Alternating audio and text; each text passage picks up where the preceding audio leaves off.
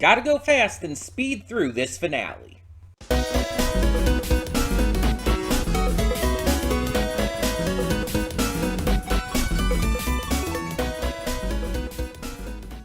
Hey everyone, welcome to Princess of Gay. I'm your host Connie, and today we are here with episodes 7 and 8 of Sonic Prime, the finale of Season 1. So we've returned to the future, basically. It's like a futuristic cityscape that the Eggbots have made. New York City. Eggbots, but, well, Eggmans. And we found out why Nine wasn't around and what happened after Sonic originally left.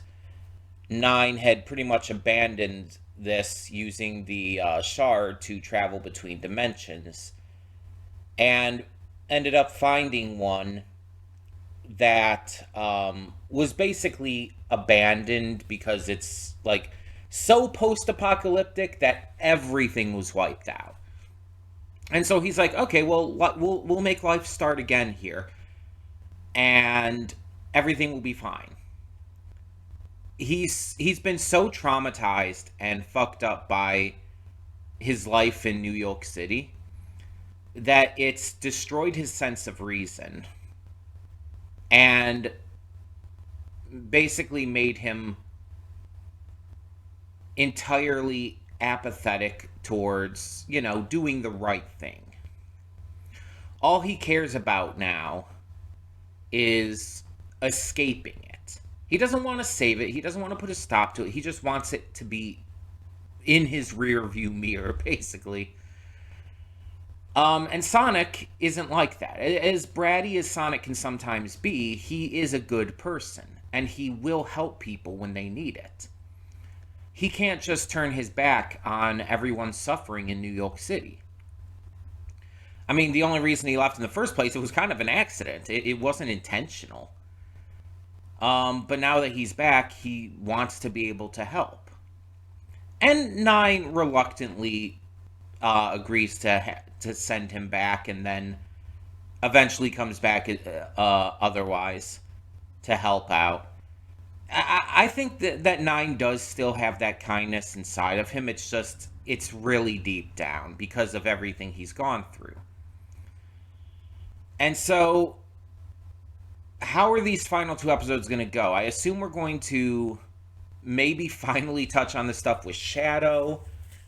We got to really get to, closing out this chapter with New York City. And we still haven't done the pirate stuff at all, which is supposed to be in this season. It was one of the things I saw advertised, and one of the only things I remember when this series first came out. So it's gotta be here. I've been waiting for that. But yeah, I'm definitely interested to see how this ends. And then afterwards, in the post thoughts, of course, we'll talk about what's replacing this, and I'll give my full thoughts on, I think, the season as a whole, because I do have some stuff to say regarding that. At least based off of what I'm thinking right now. We'll see how the finale affects that, of course, but I'll probably still give my full thoughts on the season as a whole. So, let's get into this and see what we have in store. Hold up just a sec. Before you click that link down in the description below to get to today's video, I want to remind you of all the awesome content we have both on this channel and the Princess of Gaming channel. Let's check it out.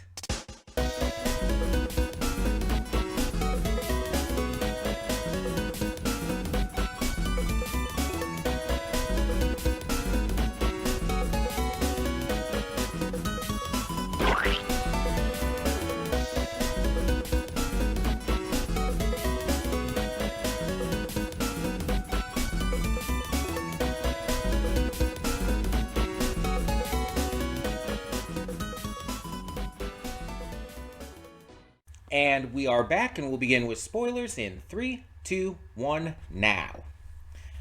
So, yeah, I I kind of figured the pirate stuff was going to be amongst my favorite in the season, and no surprise it was.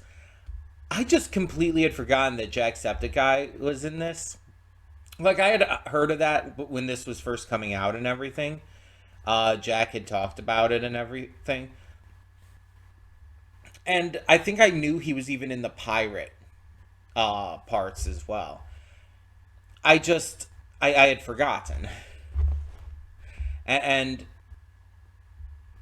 so that was a nice surprise. Even though I technically should have known, I forgot, and so it still surprised me and caught me off guard.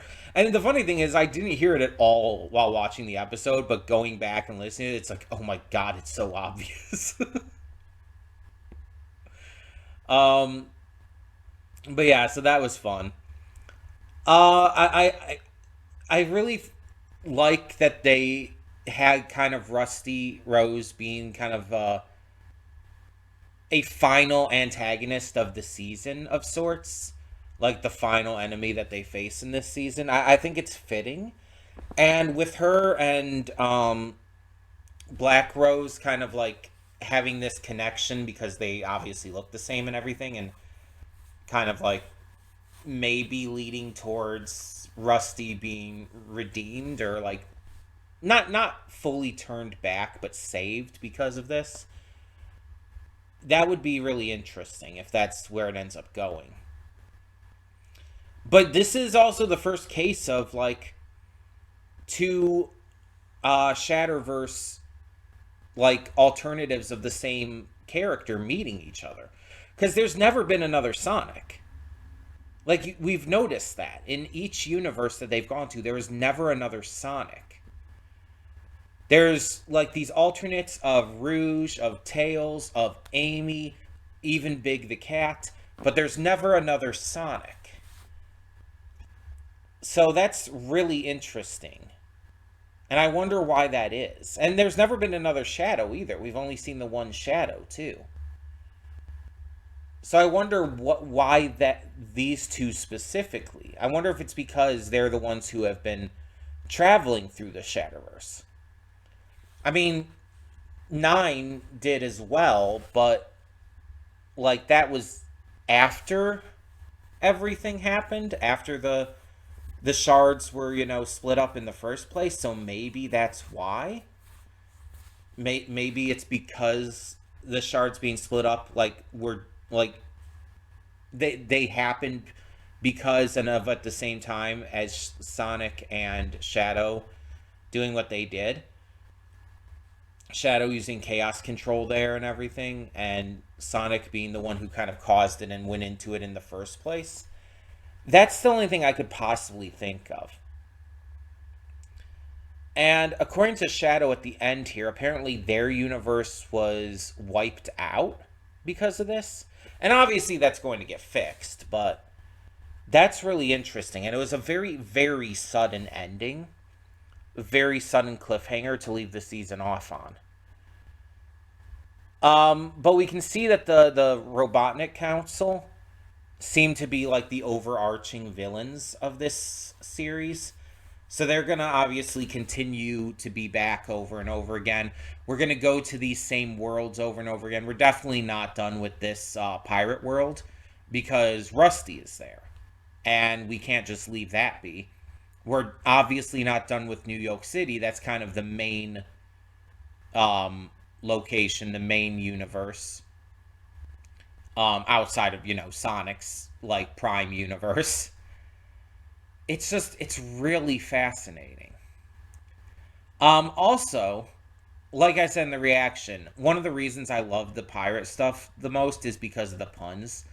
Like, and just the pirate speak in general, but the puns especially. Baton Rouge is such a fucking amazing pirate name for her.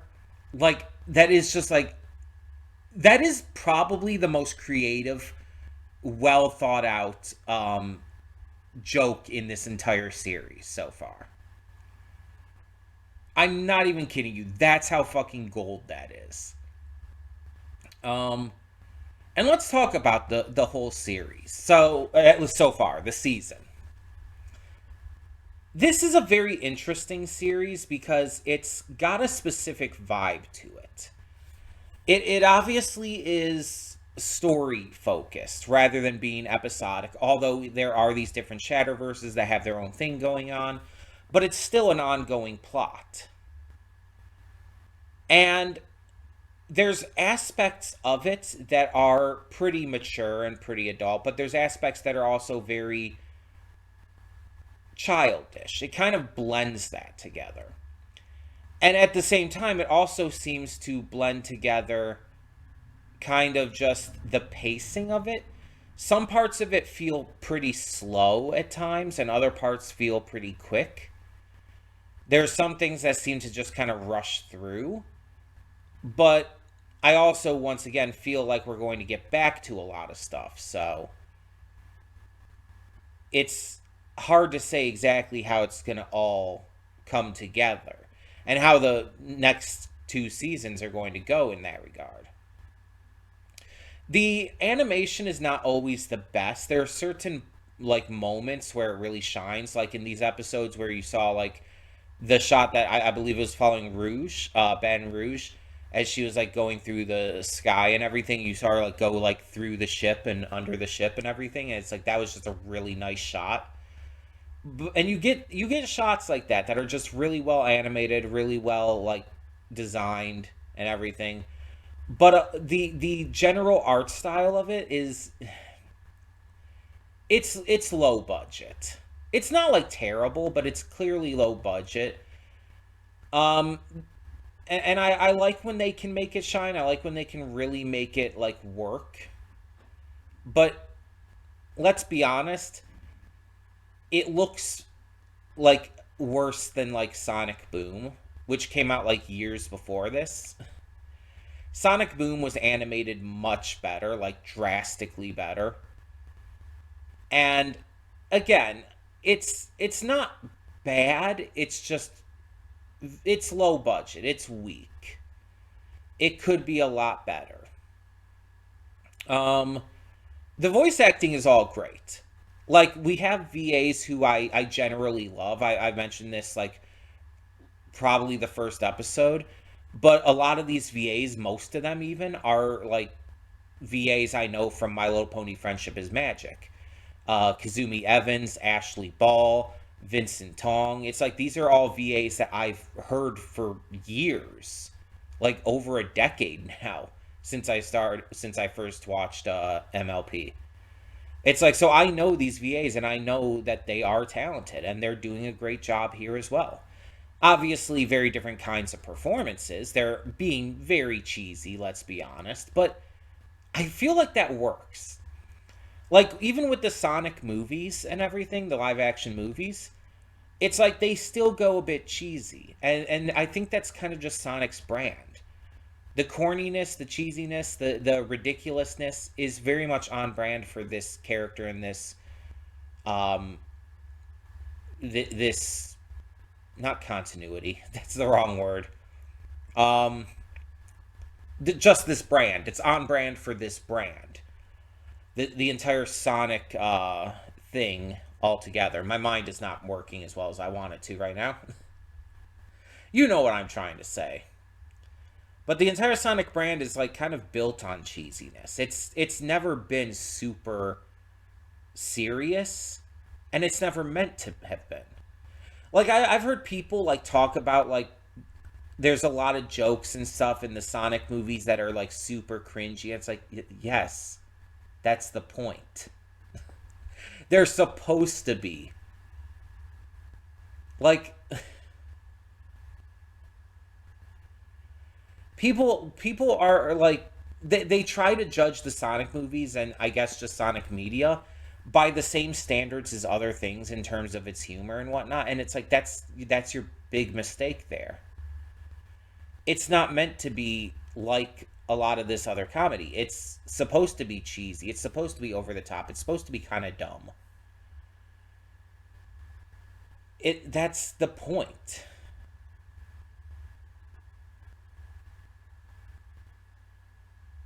It's just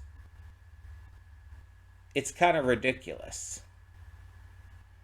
that people don't seem to get that. I'm a very casual Sonic fan, and even I understand that. Sonic has always been really cheesy like this.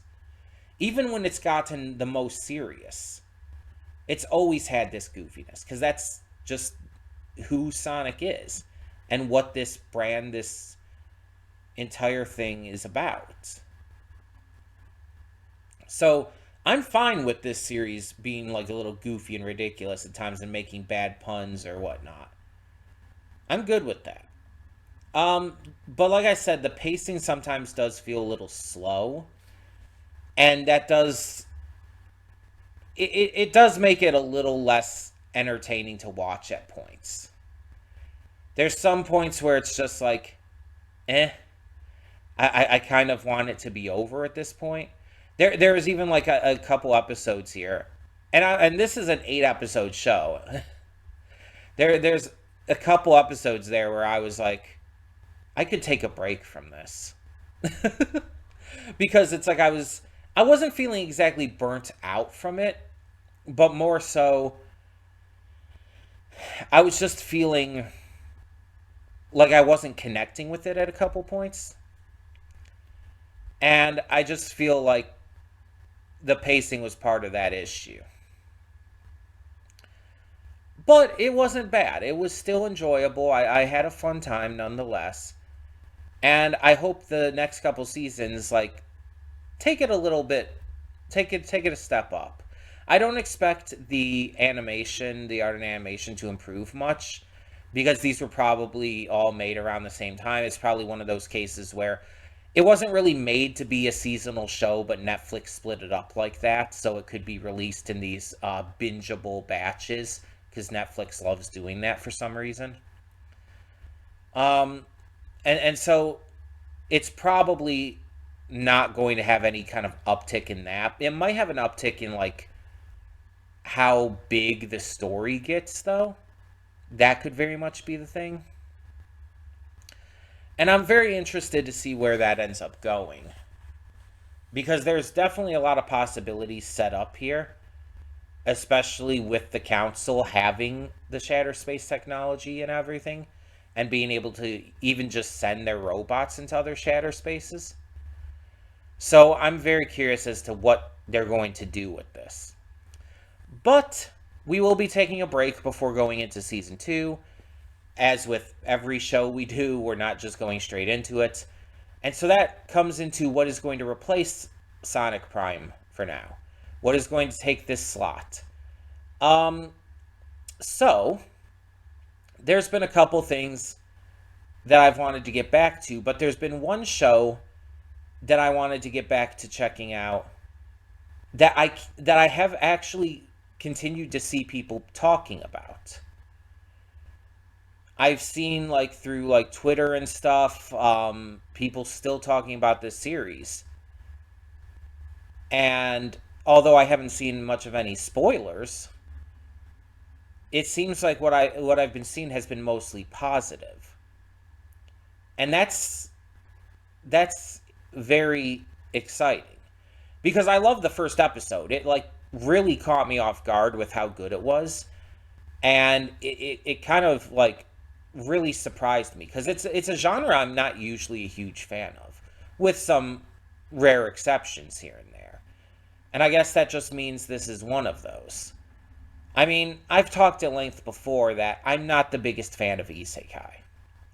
Isekai, like, there's occasional ones that I really like obviously going back to the classics with, like, Alice in Wonderland, but this is one of those that did really impress me. And I'm hoping that it continues to do so. Because, like, just the concept alone of using your artistic skills and bringing it to life to fight enemies and stuff is such a fantastic idea. And I just want to see more of Yunio, if I'm being honest, because Yunio be cute as fuck. Yeah, if it's not clear, we're talking about Zenshu. I've been really, really really interested in getting back to Zenshu, and I think this is a good time. I know it hasn't been a long time since it came out, since we first did our first impression for it, but I've been like kind of itching to get back to this ever since. And again, with seeing online on like Twitter and whatnot, people talking about this, it's just been it's been really irritating, that itch, and I need to scratch it. I know, visceral imagery to to key up for this metaphor. I need to scratch that itch and get to some of this. I really have high hopes for this series, and I'm excited to get back to it. So that's going to be joining our Wednesday slot next week. Um, and hopefully I keep being impressed with what it's got to offer. But in the meantime, tell me in the comments below what you thought of these final two episodes of Sonic Prime Season 1. And for now, I'm Connie, and I'm signing off. See y'all next time.